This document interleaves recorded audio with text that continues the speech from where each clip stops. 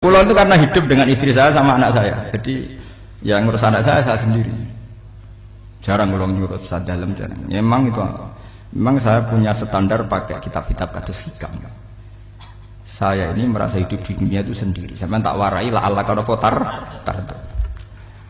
Imam yang ngarang hikam itu punya resep supaya kamu seneng terus. Liyakil lama tafrahu bihi, mesti yakil lama tahzanu bihi. Usahakan sedikit sekali apa yang bikin kamu seneng, maka akan sedikit sekali yang bikin kamu susah. Jadi misalnya kulo nih, jadi kiai misalnya cari wong, kulo kiai wong alim, jelas nak ngalimnya ngalim, nak kiai rapati ya, nak ngalimnya jelas. Tapi nak kiai rapati, nah kan kiai tapi orang ngalim. Nah kulo nak darah wong alim malah meliyo jelas ya.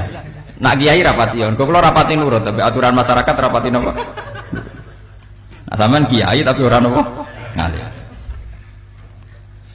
Ya betul. Ndak ini memang bedanya jauh. Ya mungkin lebih kiai sampean gimana? Cara derdek-derdek dongo meyakinkan sampean. Tapi cara artine dongo piye paham kula. Lha mboten iki nyata, sampe rasa tersinggung. Napa barang-barang napa? Nyata. Nah, kula sering ditakoki kiai-kiai masalah. Resepnya apa jenenge? Kok jenengan ra tau susah, padahal kita ra tau wiridan atau mau sisip. Resepnya ilmu itu gini kata hikam. Ulama yang kayak hikam itu pernah ngarang kitab tuh saking syukurnya entah saking angkuhnya terserah komentari. Kamu harus yakin bahwa di sisa hidup Anda itu tidak akan maksiat lagi. Sehingga kalau kamu ditakdir maksiat, anggap saja akhiru maksiatin kudirat alika. Anggap itu yang terakhir. Siapa yang menganggap mohal bahwa dia tidak akan dosa sampai mati, berarti menganggap Tuhan itu lemah. Karena cara berpikir kita kan bayangkan hidup itu 40 tahun lagi. Misalnya saya sekarang buat 40, bayang urip kadang 4 tahun meneh. Sampean misalnya umur selawe, bayang selawe tahun meneh. Sehingga nganggep dalam durasi selawe tahun kok orang maksiat kan mohal. Apalagi sampai sudah tahu maksiat itu bakatem, paham? Ya maksiat ya kelas-kelasan, nak BG pacaran. Nak wong iso omah yo nakal, nak sing setengah soleh ya berbau proposal ya sesuai kontaknya dhewe-dhewe. Itu kan urusan masing-masing. ya itu kan urusan masing. Wae wakisabu ala wa ngono ora ana sing ora wae wakisabu ala. Ngro wali songo, mbok kangen wali songo, mbok golek selisih wawahu napa alam. Sing roh pangeran tiap mbok kangen wali, mbok golek selisih margin. Niku semoga wawahu napa alam. Ya itu kan urusan jenengan mbek pangeran, mboten urusan kula. Tapi tetap saya sebagai ulama mengingatkan, niat itu ditoto. Begini, ulama dulu tuh ngitung hidup itu hanya 2 menit 2 detik. Sehingga dia ya gampang saja. Kayak imam, kayak kanjeng Nabi itu, ya Rasulullah kenapa tidak menyediakan makanan untuk besok? Loh, saya itu tidak yakin kalau hidup saya sampai besok. Ya sudah begitu cara, ya sudah tenang saja. Kalau sampean kan bayangkan hidup 4 tahun lagi, 5 tahun lagi, sehingga arah mangan ya wedi tenan. Padahal bolak-balik zaman cilik arah mangan tetap wedi. Jadi cara berpikir Nabi itu begitu. Begitu juga cara pikir sahabat, cara pikir ulama-ulama yang waras itu begitu. Loh, saya itu pernah melarat di Jogja zaman pertama merantau. Itu kalau santri saya bilang, "Gus kok tidak punya beras?" Tapi apa yakin nak sesuk urip Pak. Kowe buta mangan sesuk, anak sesuk ijek napa? Cara berpikir ulama itu begitu. Sehingga melihat maksiat juga gitu. Alhamdulillah aku ijek urip. 1 detik, 2 detik, 2 menit. Sehingga hidup. Dan itu sudah cukup untuk lafadzkan la ilaha illallah. Makanya kata yang ngarang hikam, betapa murahnya Allah. Surga itu hanya bisa dibeli dengan 2 menit. Karena surga itu senilai la ilaha illallah. Miftahul jannah la ilaha illallah. Itu cukup 1 menit. Berarti surga itu regane mau 1 menit. Dan karena dia nganggap hidup itu 1 menit ke depan, la ilaha illallah, ya sudah. Dia ngitungnya hidup itu per menit. Kalau sampean kan enggak, per 10 tahun, per 20 tahun. Sehingga kriminal betul, cara pandang sampean itu kriminal betul. Sehingga bayang kudu di duwe, kudu di bojo, nak kiai kudu di pengaruh. Nah kalau saya enggak. Saya meskipun tidak sehebat itu, tapi mewarisi keilmuan mereka. Jadi misalnya saya jadi ulama, itu bayang dong, di santri mau sitok. Islam pokoknya ke Ahmadiyah ya gitu saja. Ya pokoknya sudah gitu. Orang bayangno santri sing pampinan takwa khusuk salam tempel demen gelo. Demen apa? Lo tanyakan santri-santri saya itu mungkin belum pernah nyuruh istri saya bikin kopi. Bisa dihitung. Karena saya itu sederhana saja. Misalnya saya pergi dari Jogja, ini yang nyata salam. Bayangno bojo wis maca gawekno kopi, bukakno lawang malah kecewa. Seperti umumnya orang kan gitu. Semerantau ada gawekno bojoku nyuambut, digawekno kopi, digodhogno banyu hangat teman, bareng teko bojone wangep kukur-kukur. Karena tarifnya dia ideal, maka mudah kecewa kalau itu tidak terjadi. Nak kula mboten, sembayang napa Yogya pokoke bojoku cek uta Islam. Nak salat di madhep wulan ya sudah gitu kan. Pakai standar-standar yang minimalis saja. Saya dari rumah bangun sampai ngaji ya, pokoknya melek, ya sudah nak sholat madhep napa, mulanya sudah gitu. Andai kan saya pakai standar maksimal, maka akan mudah kecewa. Rasulullah juga begitu. Rasulullah itu ngadepi Sayyidah Aisyah, itu ya begitu, ngadepi Hasan Husain. Sehingga tidak ada cerita Nabi mudah kecewa, betul. Karena Nabi bayangkan anak istrinya itu ya minimalis sekali, urusan dunia loh maksudnya minimalis sekali. Misalnya Nabi pagi-pagi tanya, ya Aisyah apa ada sarapan? Tidak ya Rasulullah, ya idzan asumu, kalau gitu saya puasa. Kalau sampean usul-usul orang digekno kopi wong wedok opo, itu kan repot. Muni-muni itibak sunnah Rasul tapi tidak pernah sampean mendekati sunnah napa Rasul. Sehingga ya tenang saja Nabi. Saya tuh alhamdulillah bisa niru dalam gitu-gitu tuh bisa. Makanya ini kiai muda paling enjoy. Banyak kiai-kiai yang sepuh itu kalau urusan gitu konsultasi Mas. Gus resep apa kae. Ini kula ora karep apa. Juga saya tidak pernah bayangkan apa tanggaku seneng aku atau ora sing ngaji aku kecewa, tidak pernah bayangkan. Sampean itu kan makhluk, tidak penting. Kecewa tidak kecewa itu tidak penting. Saya itu orang alim, ngerti ini warido kamat lubi, ora waridokum. Yang tak goleki ridane pangeran, ridane sing ngaji, ridane konsumen. Itu apa? Makhluk tidak penting. Itu harus dilatih. Harus napa? Sehingga orang itu kalau biasa sholat, maksudnya biasa ta'alluq bi Allah, mesti la'alla katardo, mesti gampang puas. Karena dia iktifa ngalap cukup bi Allah Subhanahu wa ta'ala. Saya sebagai manusia juga sering ditangisi istri, misalnya saya sering ke Jogja sendirian. Nah ninggalan apa? Ninggalan ibu milih pangeran. Misalnya mati ninggalan ya paling aku mau ngapain nih suaraku. Paling uang nangis gue kegiatan, tak kayak gitu. Bukan apa-apa. Ingin saya bahwa konstitusi ulama itu masih iktimat Allah. Kalau kita kan enggak. Cara berpikir kita ngaji itu ideal sing ono podium, sing ngaji kelambinan takwa kabeh, keturunan kaji kabeh, ndiluk kabeh. Kita kan pakai standar-standar yang dengan asumsi kita. Padahal Nabi dulu zaman sugeng al-iman hahuna wa yusiru ila qalbihi sadrihi salah satu iman itu urusan hati. Komitmen sampean be Allah Subhanahu wa taala. Nah ini resepnya. Makanya kata hikam liyaqillah ma tafrahu bihi, mesti yakinlah ma tahzanu bihi. Sedikitlah kamu gembira dengan satu hal, nanti akan sedikit kamu yang kecewa. Artinya misalnya kados kula sebagai ulama seneng kula nu kok ijek iman, ya kayak wong awam. Ya sudah gitu. Jadi misalnya suatu saat kula jatuh, yang ngaji saya gak semeneng dadi kupeding. Wong sing seneng kula bubar kabeh. Kula ya ora susah, miskola darah bener. Gus saiki jenengan ora sing seneng. Ya tenang saja. Sing ora seneng ya makhluk-makhluk ora jelas.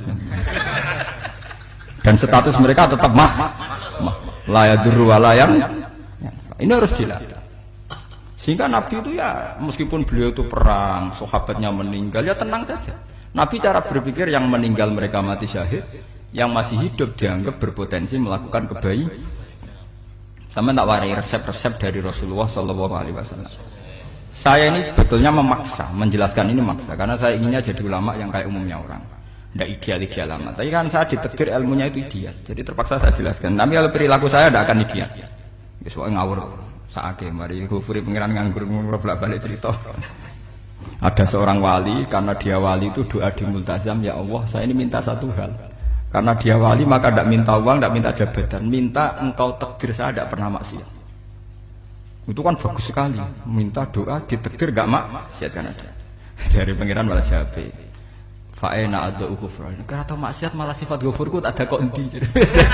Gamane pangeran ngene, sifat ghafurku ora nganggur.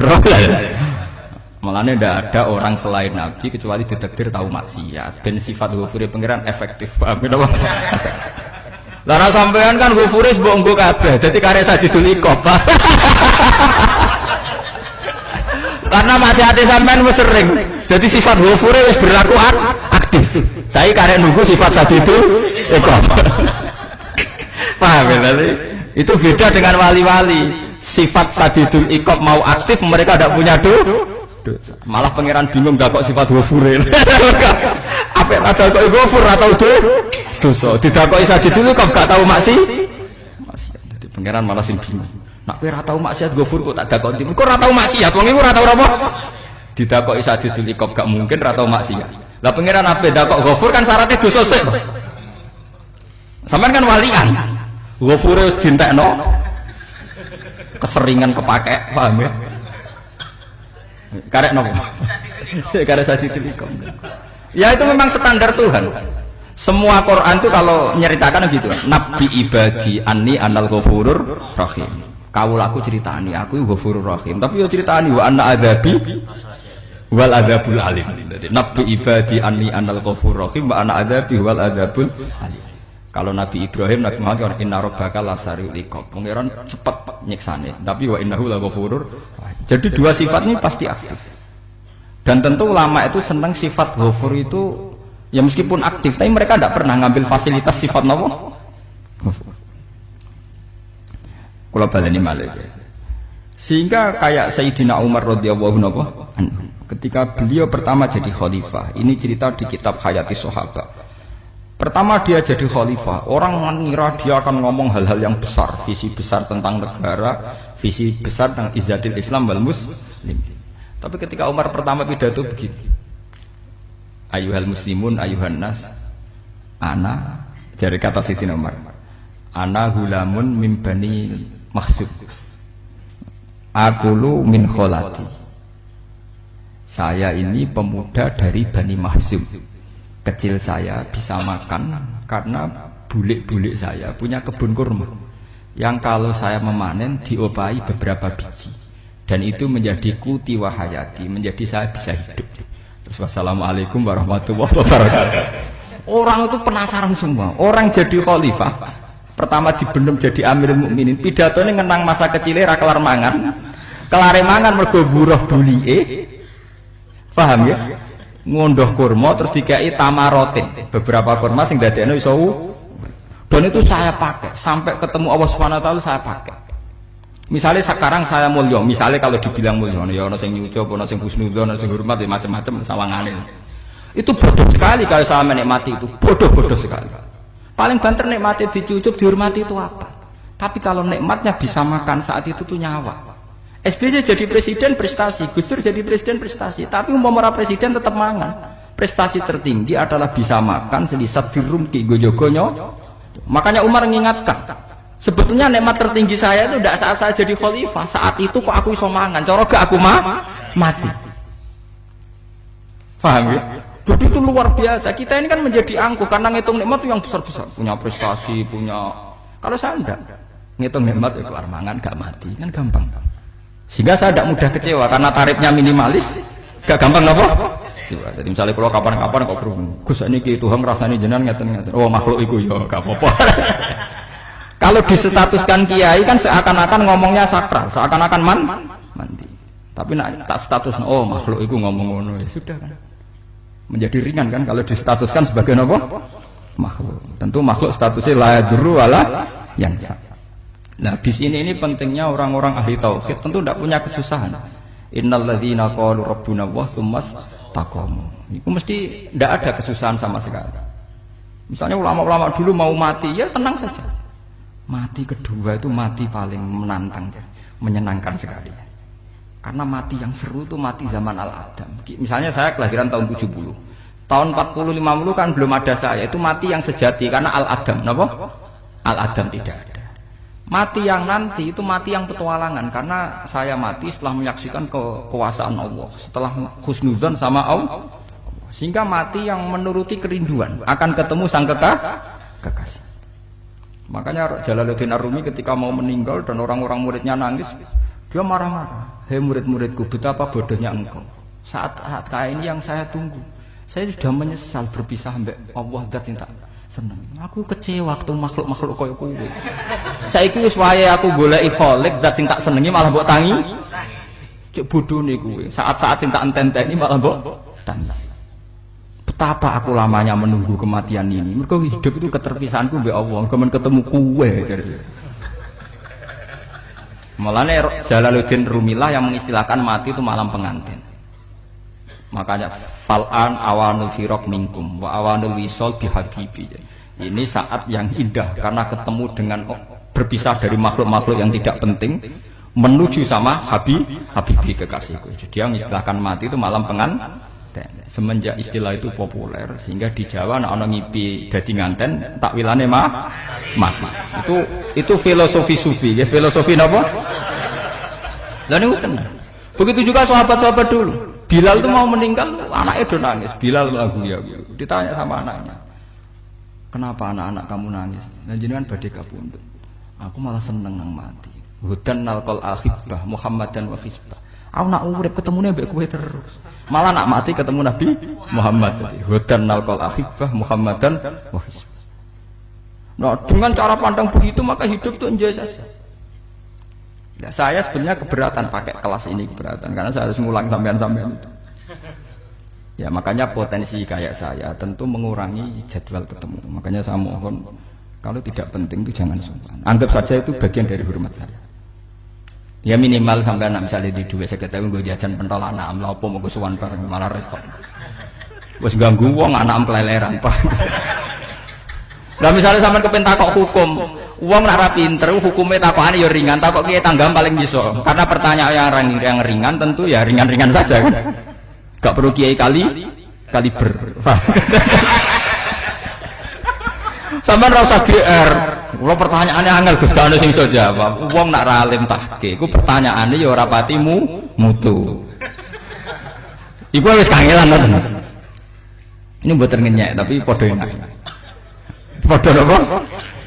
Makanya kalau latih. Jadi hikam sendiri itu ada manhaj, ada metode.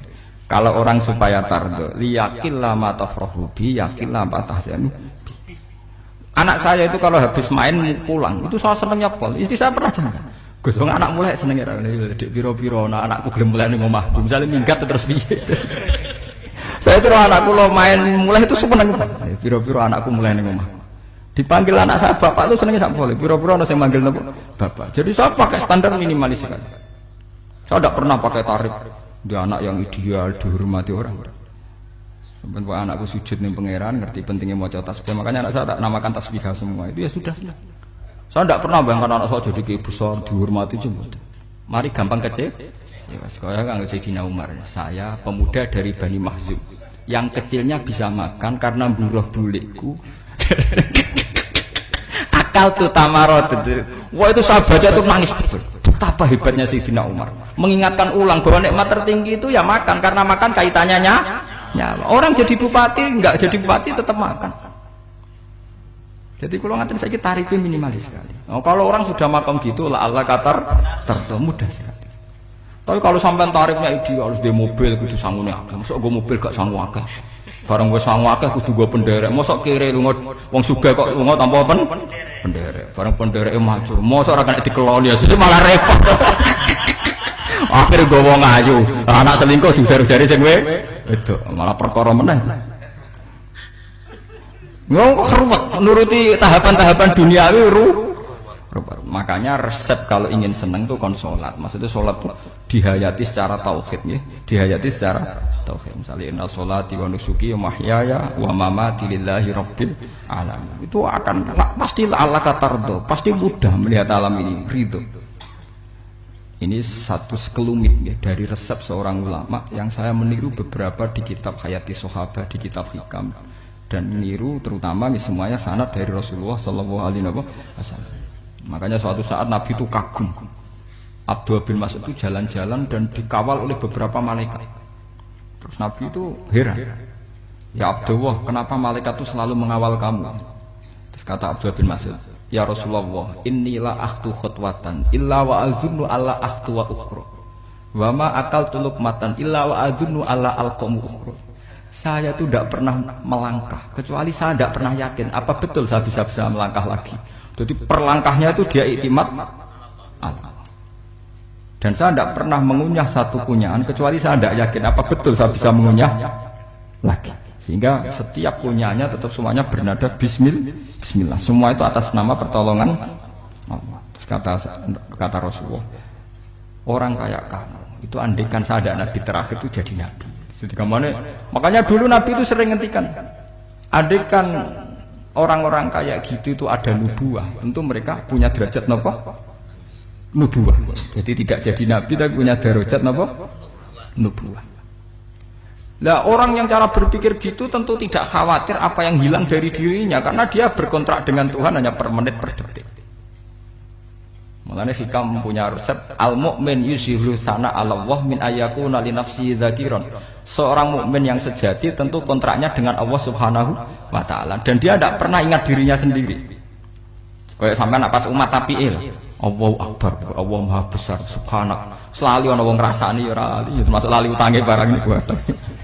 Tapi yang jelas kan menjadi enjoy dengan dirinya sendiri. Paham ya? Menjadi enjoy dengan dirinya karena dia tidak sering punya kontrak dengan makhluk.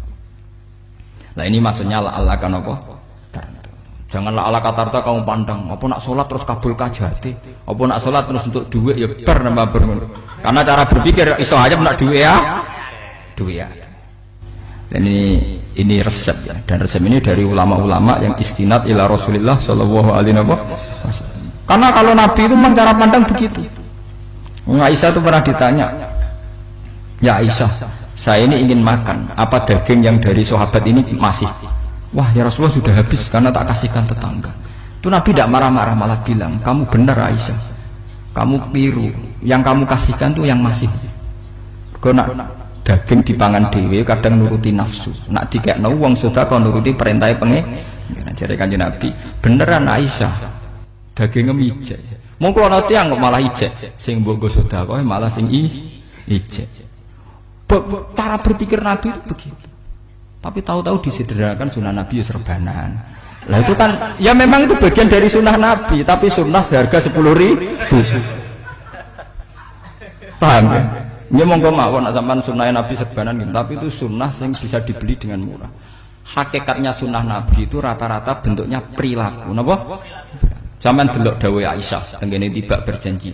Kana khuluquhul Qur'an wa shimatuhul ghufran yansahu lil insan wa yafsahu fil ihsan. Wa ya'fu 'anil dzambi idza kana fi haqqihi wa sababi. Kana khuluquhul Qur'an, Nabi ku akhlak dasare wis kaya Quran plek. Urusane akhlak. Wa shimatuhul ghufran, ciri utama sifatnya Nabi gampang nyepuro. Yansahu lil insan.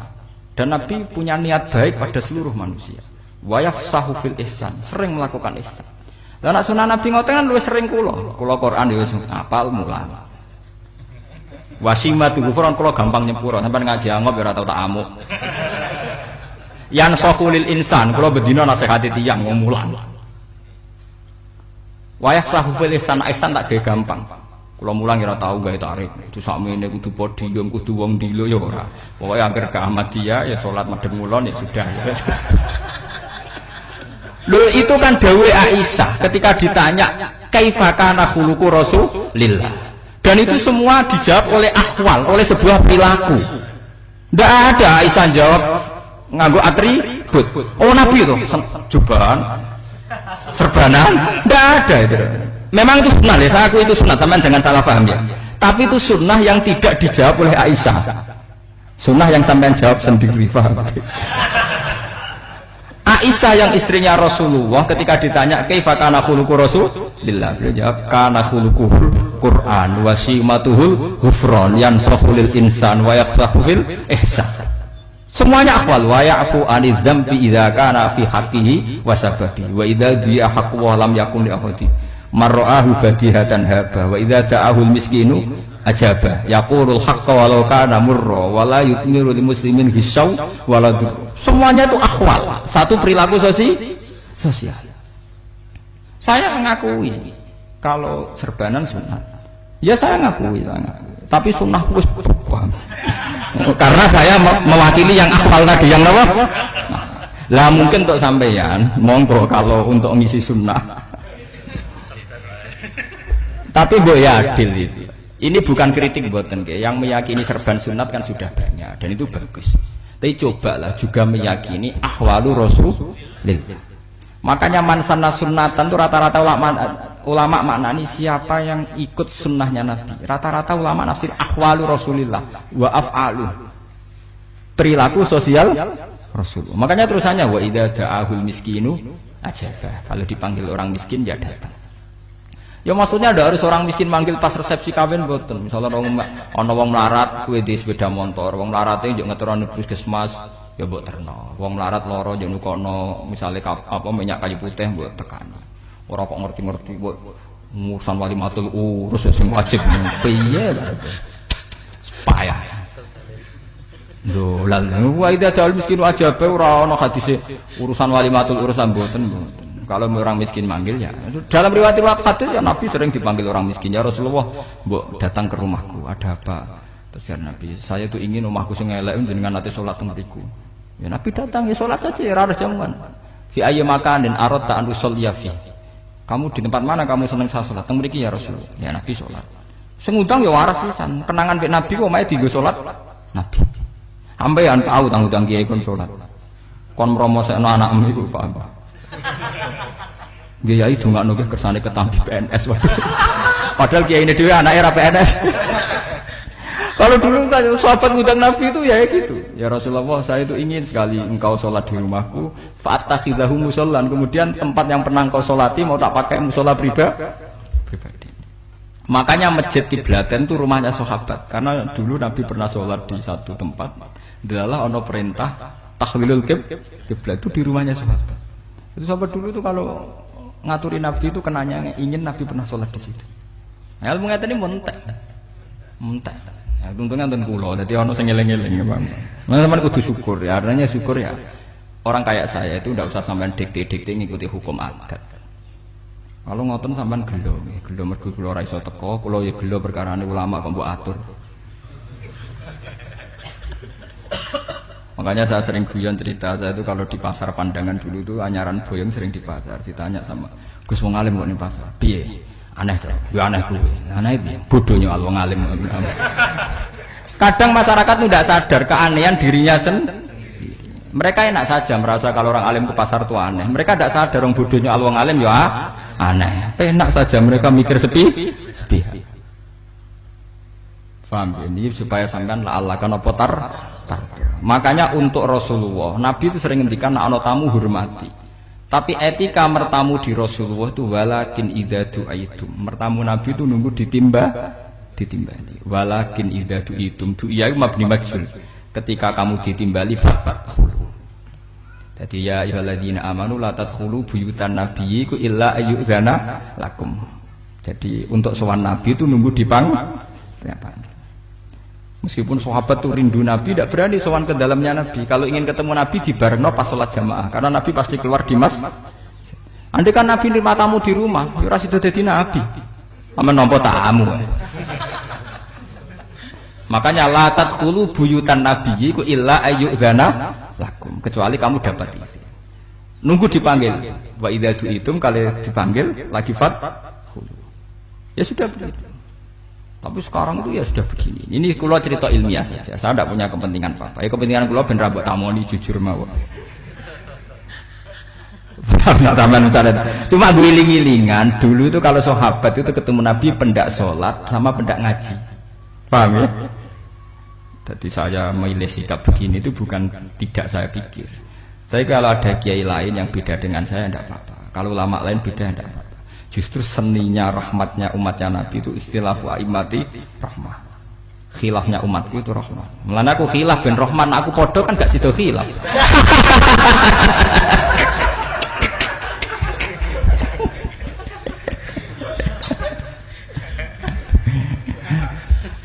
Dasar duwe buat khilaf.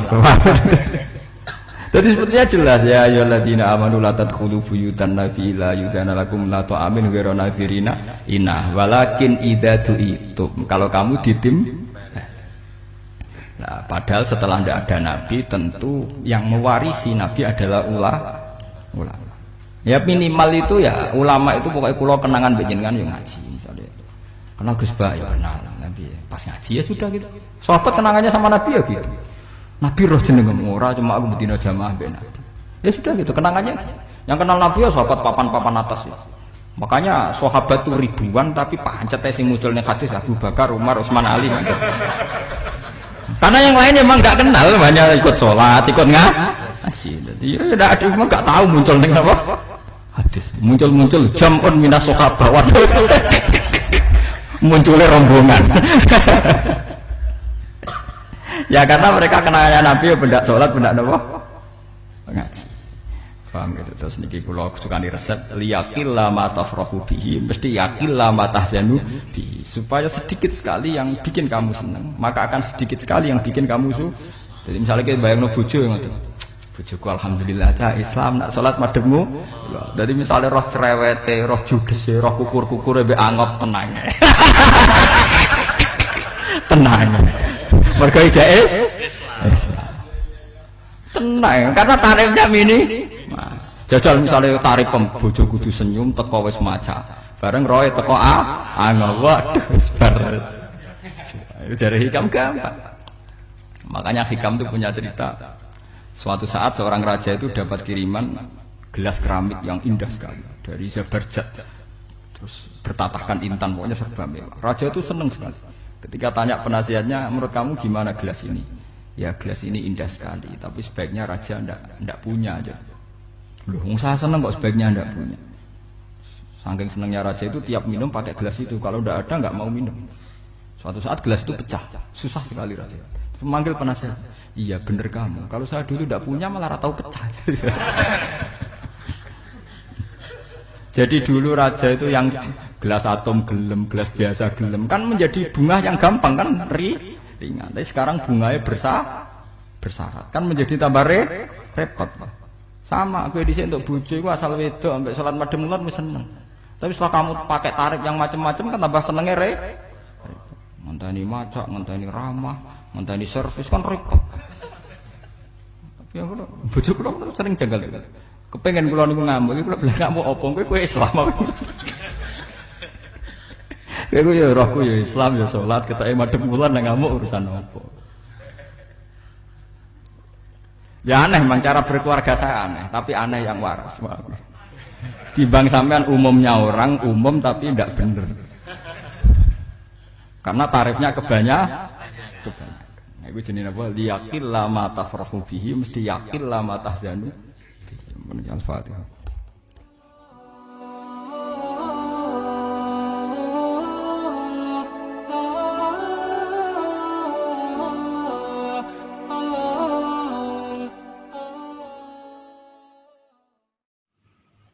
Terima kasih kepada donatur Yayasan Rahmatul Anwar, semoga rezekinya lancar, sehat semua dan barokah. Amin.